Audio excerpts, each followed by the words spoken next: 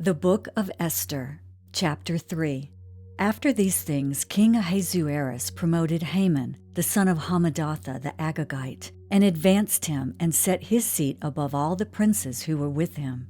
And all the king's servants who were within the king's gate bowed and paid homage to Haman, for so the king had commanded concerning him. But Mordecai would not bow or pay homage. Then the king's servants who were within the king's gate said to Mordecai, "Why do you transgress the king's command?" Now it happened when they spoke to him daily and he would not listen to them, that they told it to Haman to see whether Mordecai's words would stand, for Mordecai had told them that he was a Jew. When Haman saw that Mordecai did not bow or pay him homage, Haman was filled with wrath. But he disdained to lay hands on Mordecai alone, for they had told him of the people of Mordecai. Instead, Haman sought to destroy all the Jews who were throughout the whole kingdom of Ahasuerus, the people of Mordecai. In the first month, which is the month of Nisan, in the 12th year of King Ahasuerus, they cast pur, that is, the lot, before Haman to determine the day in the month, until it fell on the 12th month, which is the month of Adar.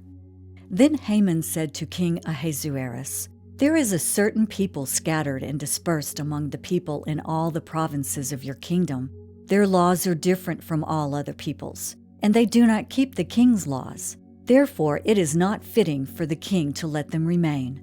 If it pleases the king, let a decree be written that they be destroyed, and I will pay 10,000 talents of silver into the hands of those who do the work, to bring it into the king's treasuries."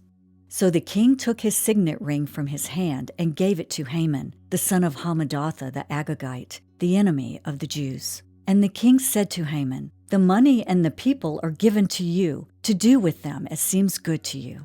Then the king's scribes were called on the 13th day of the first month, and a decree was written according to all that Haman commanded, to the king's satraps, to the governors who were over each province, to the officials of all people, to every province according to its script, and to every people in their language. In the name of King Ahasuerus it was written, and sealed with the king's signet ring.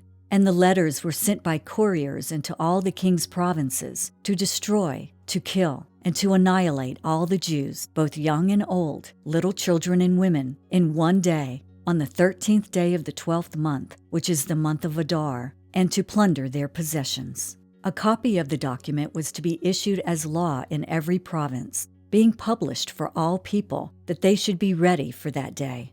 The couriers went out, hastened by the king's command, and the decree was proclaimed in Shoshan the citadel. So the king and Haman sat down to drink, but the city of Shoshan was perplexed.